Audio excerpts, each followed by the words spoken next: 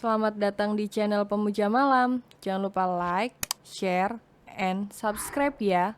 Terima kasih. Chapter 7. Menjadi istri yang baik. Tak terbayangkan olehku tinggal di rumah mewah seperti ini. Walaupun ada banyak asisten rumah tangga di sini, tapi aku tetap ikut mengerjakan pekerjaan rumah tangga. Setelah pagi tadi membuat sarapan, maka di siang hari akan memasak menu makan siang. Awal yang baik, meskipun kami tidur terpisah dan Bang David mengatakan jika pernikahan ini tidak diharapkan, setidaknya lelaki itu mau menyantap hidangan di meja makan. Siang ini, aku ingin mengantarkan makan siang ke kantornya. Apapun yang ia lakukan akan kuterima. Memasak untuk suami dengan penuh semangat.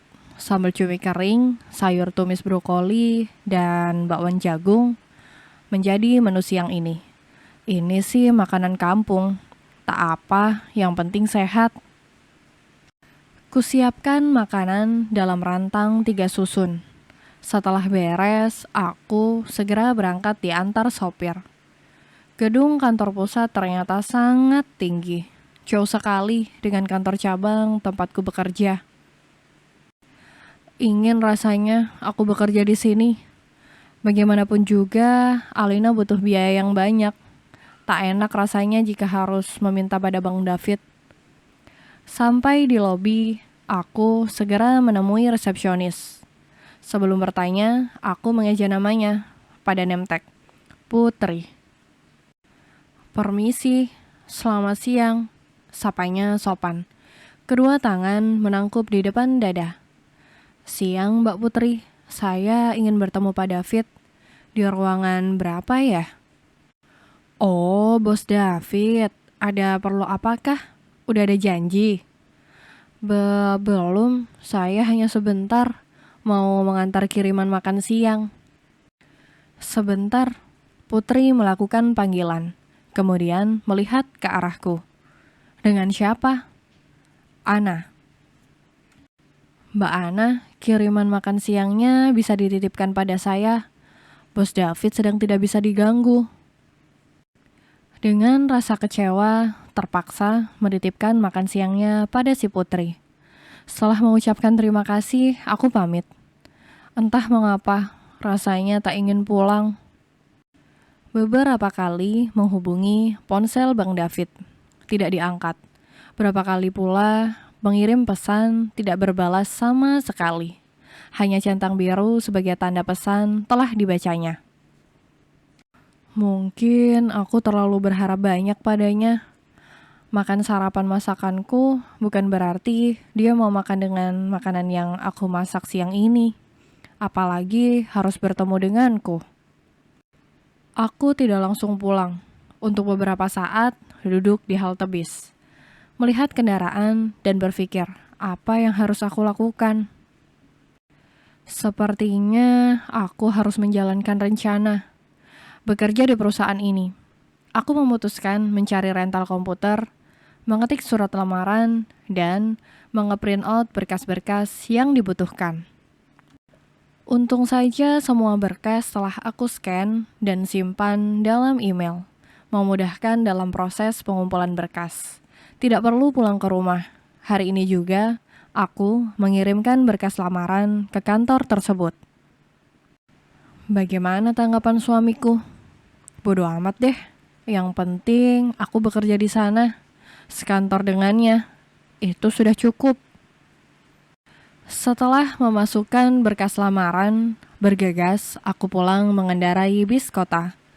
Rasa lega menyusup kalbu. Bahagia itu kadang sederhana. Senyumku terkembang di bibir. Malam menjelang, pekerjaan di kantor membuat suamiku pulang larut. Walaupun aku tidak tahu pasti bagaimana kesibukannya. Setidaknya aku berusaha berpikir positif padanya. Menunggunya pulang, kantuk pun mendarah. Tanpa bisa dicegah, aku tertidur di sofa. Sebenarnya beberapa kali Big Ani memintaku masuk kamar. Biar dia saja yang membukakan pintu. Aku bersikeras agar aku yang membuka. Aku terperanjat kaget saat mendengar bunyi klakson. Sontak berdiri, dengan tubuh sempoyongan berjalan membuka pintu. Sesekali tangan mengucek mata agar ia terbuka sempurna. Memperbaiki rambut yang mungkin acak-acakan, mulutku menguap, mengeluarkan bunyi, bersamaan dengan terbukanya pintu. Heh, jorok. Mataku terbelalak. Aku meringis menahan malu. Maaf, kuraih tas kerjanya, tapi dia menolak. Aku heran, walaupun telah larut, wajah suamiku tetap tampan. Dengan jarak sedekat ini, dapat tercium aroma tubuhnya. Maskulin. Dia melewatiku. Aku mengekor di belakangnya. Walaupun dia mengabaikanku, aku berusaha mengebalkan hati untuk tetap melayaninya. Aku siapkan air hangat untuk mandi ya. Nggak usah sok perhatian. Nggak butuh bantuanmu. Sana minggir. Tidur sana. Oh, iya. Ngapain masukin lamaran ke kantorku? Daripada aku kerja di kantor orang lain dan jadi rivalmu, mending aku kerja jadi bawahanmu kan? Sekuat tenaga, aku mengatur emosi agar bisa bicara enteng padanya. Aku bertekad akan mencairkan kebekuan hatinya padaku. Selama aku menjadi istrimu, sejauh apapun kamu lari dariku, sejauh itu pula aku mendekat padamu. 10 langkah kau menjauhiku, 100 langkah aku mendekat padamu. Jangan buat malu. Lagian, enggak ada yang tahu kan bang, kalau kita suami istri. Buktinya saat aku ke kantormu tadi, karyawanmu enggak ada yang kenal aku tuh. Jadi santai aja lah bang. Oke? Terserah kamu saja. Apa peduliku? Awas kamu jika memakai statusmu di rumah untuk melakukan apapun seenakmu di kantor. Tak segan aku memecatmu. Ancamnya. Aku menghembuskan nafas kasar, menetralisir denyut sakit dalam hati. Tenang aja, biarkan karyawanmu menyeleksiku secara profesional. Aku tidak akan menggunakan statusku sebagai istrimu untuk pekerjaan di kantor kok. Gegas aku keluar dari kamarnya, menuju meja makan, menyiapkan hidangan untuknya.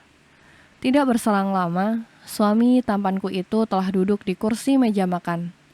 Aku senang dia menikmati masakanku tanpa protes. Tadi makan siangnya dimakan nggak? Iya bawel. Besok aku buatkan lagi ya. Aku antar ke kantor. Tanyaku antusias. Semangat 45 menggebu dalam dada. Gak usah, suamiku menjawab ketus. Atau aku bawakan dari rumah saja? Ya ampun Ana, dia meletakkan sendok ke piring hingga menimbulkan suara ting. Walaupun gak kamu antar makanan juga, aku makan siang. Udahlah, gak usah. Tapi kan makanan dari rumah lebih sehat. Lagi pula, aku memasaknya dengan penuh semangat loh. Membayangkan suamiku memakannya dengan penuh antusias, menghabiskan makanannya. Kan bahagia bang. Aku masih berusaha membujuknya.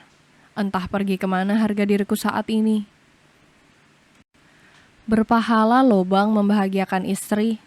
Lagian aku seneng kok bisa masakin suami. Terserah kamu aja. Suaranya seperti terpaksa. Tapi tak masalah buatku. Yang penting dia tetap bisa makan masakanku, baik di rumah maupun di kantor. Besok mau dimasakin apa? Jangan mulai. Apa aja asal kamu seneng. Aku gemas melihat ekspresi wajahnya. Aku memang harus agresif menghadapinya.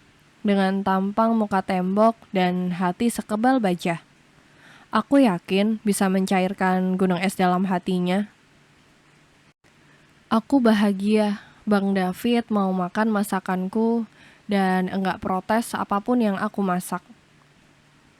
Walaupun abang belum bisa menerimaku, tapi aku bahagia kok. Makasih bang. Wajahku tertunduk, tak lagi berani menatapnya. Hening, tak ada lagi percakapan di antara kami. Kami sibuk dengan pikiran masing-masing. Kemudian kami pun berpisah di kamar masing-masing. Aku masih terjaga. Pikiranku melayang membayangkan siapa yang ada di hati lelaki itu. Sanggupkah aku bertahan? Sampai kapan aku mampu? Aku berharap pernikahan ini akan baik-baik saja. Sampai akhirnya keputusan apapun yang akan diambil ke depan. Bersambung.